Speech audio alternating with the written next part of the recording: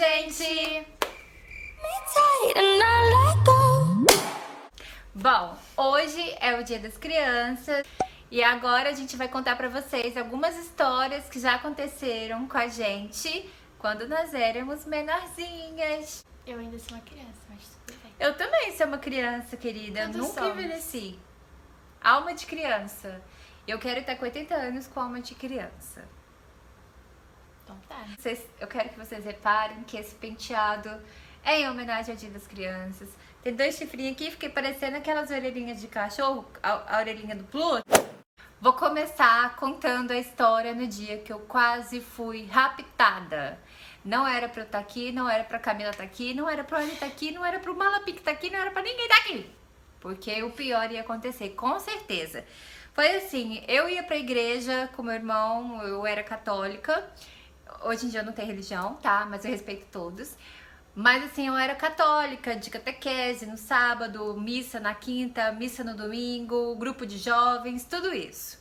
Então, eu amava ir pra igreja. E num domingo, eu sempre ia com o meu irmão, ou com a minha mãe, ou com a minha amiga Ranicleia, na época, que ia sempre na missa comigo. Ranicleia. O nome dela é Ranicleia.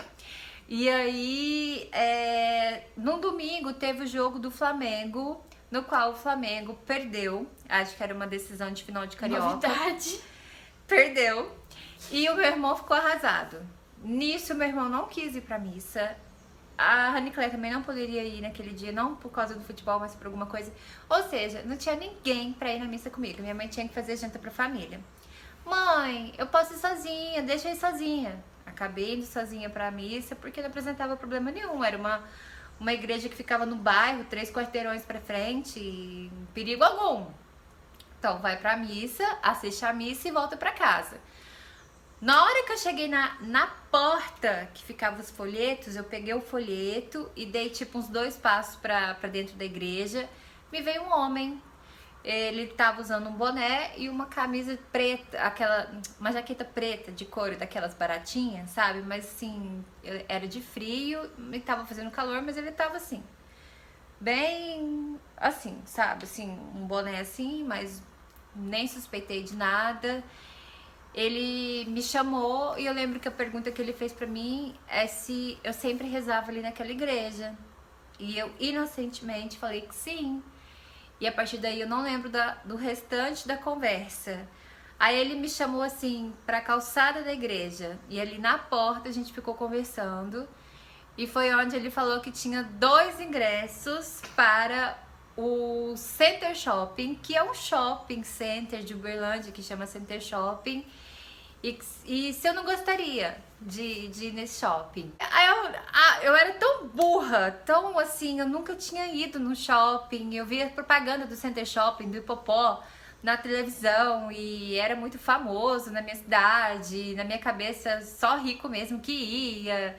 E nossa, eu nunca passei, assim, eu passava na porta lá na avenida e via o shoppingzão, assim, nunca fui naquele lugar. E eu nem desconfiava que pra entrar no shopping você não precisa de um ingresso. E o cara falou que tinha 2 ingressos pro shopping e a boba acreditou. Quando ele falou aquilo, meus olhos brilharam, assim. Então eu queria muito ir no Center Shopping, sabe? Porque eu tinha uma amiga que tinha ido, e essa minha amiga era um pouco mais controlada e podia ir e tal. Então eu falei, quero! E aí ele falou assim, então vem aqui que tá na minha casa. E aí nessa hora eu lembro que me deu um pouco de medo. Eu olhei assim pra dentro da igreja, mas ao mesmo tempo eu pensei, gente, são os ingressos do shopping.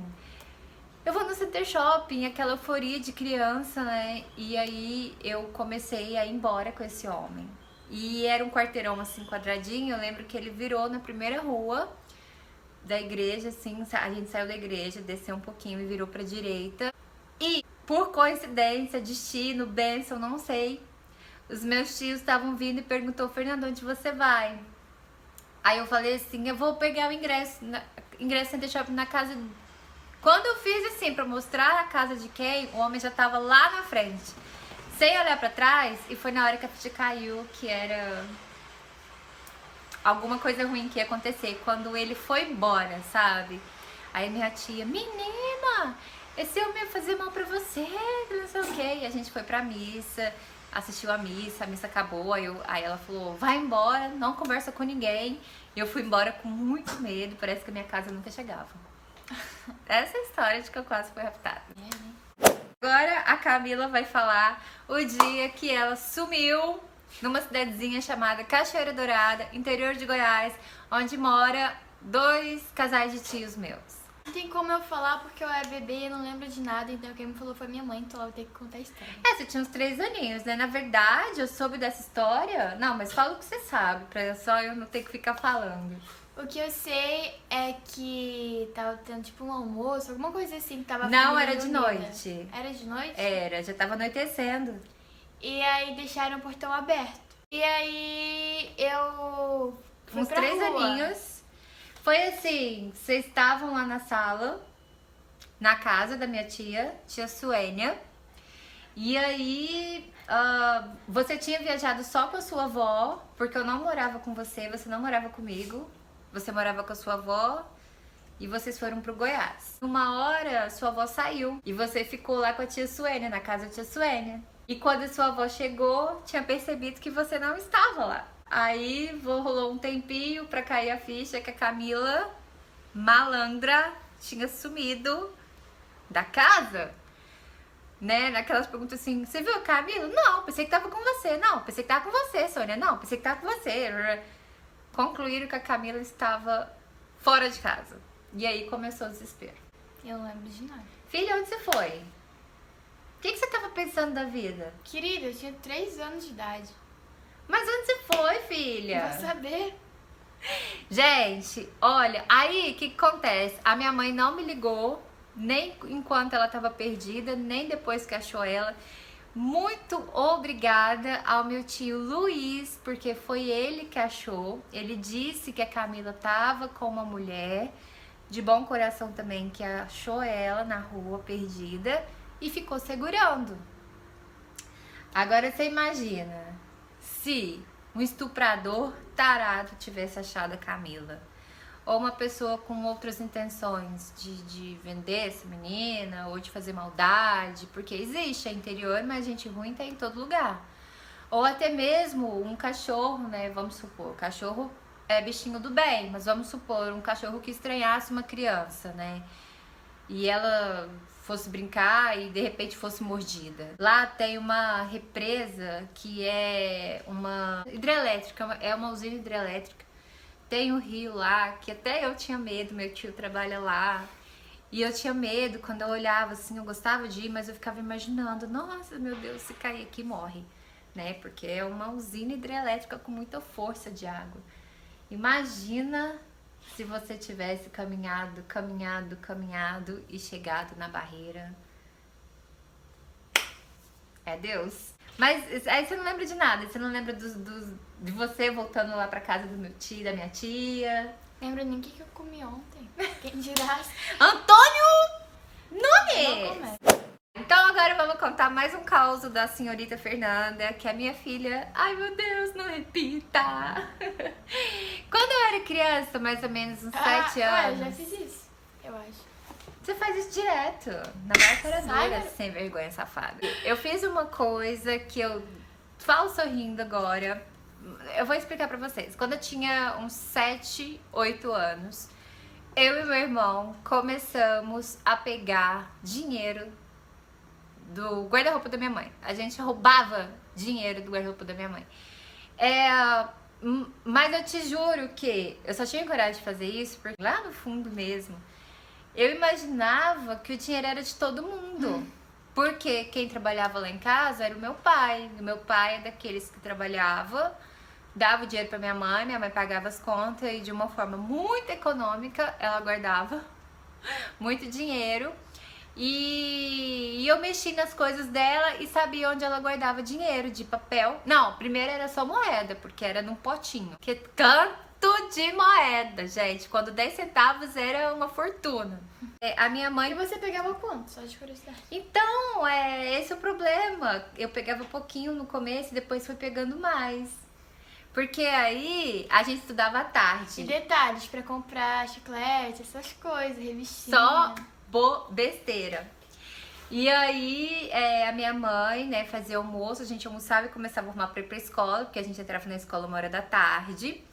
A minha mãe ia na vizinha e ficava muito tempo lá conversando com a dona Cremilda. Enquanto ela tava lá, que eu sabia que ela demorava, o meu irmão ficava vigiando e eu ia lá pro guarda-roupa pegar moeda. Peguei moeda e ia gastar na padaria ou no bar na frente da escola pra comprar lanche. Lanche pra escola. Aí tinha uns negocinhos de 10 centavos, só que a ganância, como o plano tava dando certo, todos os dias eu pegava moeda, eu achei onde ela guardava as notas. Que tinha um blazer assim, né? Aí era no bolso do blazer assim e tinha as notas lá. E aí eu fui pegando 10 reais, guardava na mochila. 20 não existia. Não? E eu lembro que no dia que o bicho pegou, foi quando eu peguei 50 reais. Caraca! Eu peguei 50 reais e eu lembro que eu era tão idiota, tão inocente, que eu fui no bar e pedi tudo em chiclete. E aí eu pedi 50 reais em chiclete. Então você levou a loja inteira. Nossa, eu lembro que eu levei uma sacola de plástico cheia de chiclete, mas eu duvido que aquilo tudo era... Que tinha dado 50 reais. 50 reais na época era muito dinheiro. Eu acho que ele tinha que me dar umas 10 caixas de chiclete. Mas não deu 10 caixas de chiclete não, porque o chiclete era 5 centavos. Ia dar muito chiclete. Eu lembro que até ele perguntou, tudo isso aqui, chiclete? Eu falei, é. E aí, gente, qual que foi o final dessa história? Depois de vários dias comendo bom e melhor no recreio, comprando skin desse tamanho, chiclete que passava na televisão, Babalu, meu Deus, só coisa boa. Cheio de cara, né? Cheio de cara. Aí eu lembro que a minha mãe tava um dia na porta da escola, ela não me buscava, eu ia embora sozinha. Tava na porta da escola encostada no muro e ela não me viu, porque ela tava olhando para um outro lugar e eu passei aqui, ó, embaixo. Quando eu vi minha mãe encostada assim no muro, eu sabia do que era. E na minha mochila já tava cheio de tranqueira, porque além do dinheiro, eu comecei a pegar dela coiseiras, pulseira. Caraca, tudo pra aparecer na escola. Ladra. Sério, gente, brinco, sabe? Tinha um monte de tranqueira da minha mãe dentro da minha mochila. E eu pensei, eu vou encontrar ela em casa porque ela vai bater aqui na frente de todo mundo, né? E quando eu cheguei em casa, lógico que o portão tava trancado. E ela veio atrás, quando ela percebeu que eu já deveria ter saído, ela veio atrás, ela chegou e já pegou minha mochila e já começou a revistar e já achou tudo lá dentro. Um monte de lixo de chiclete, um monte de lixo de skin, um monte das coisas dela, perfume, um monte de coisa que eu pegava. E ela não me bateu. Mas ela me falou coisas muito duras. E eu fiquei de castigo, tipo, uma semana, muitos dias, dentro do quarto do meu irmão, sentada no chão, não podia nem sentar na cama, no escuro. E aí, na hora de comer, eu ia e voltava pro castigo. E aquilo foi muito ruim.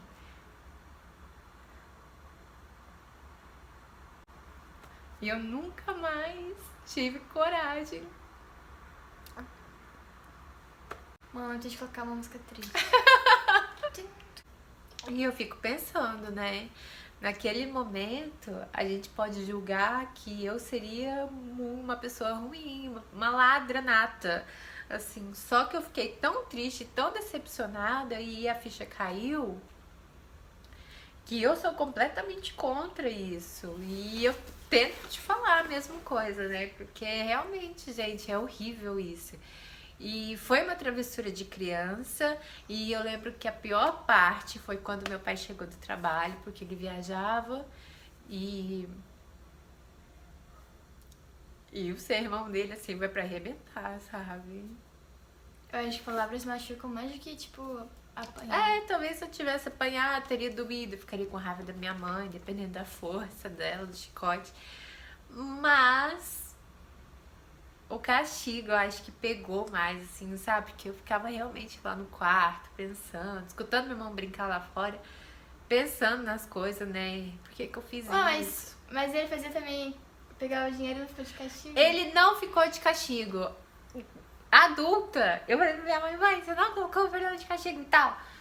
Aí ela disse que não lembrava de eu ter contado que ele ficava me dando cobertura, não. Mas eu lembro que ele me deu cobertura só pouquíssimas vezes também. Depois eu que arriscava lá e pegava dinheiro na manha. Então agora vamos pra Luísa. Camila, mãe. O pessoal fica perguntando por que você não chama de O nome da Luísa. Camila é Luísa. Não, o nome da Camila é Camila Luísa. Só que eu acho Luísa tão bonitinho também que aí eu chamo ela de Luísa. O povo fica confuso me chamando. O dia que a Camila explodiu o fio da sanduicheira!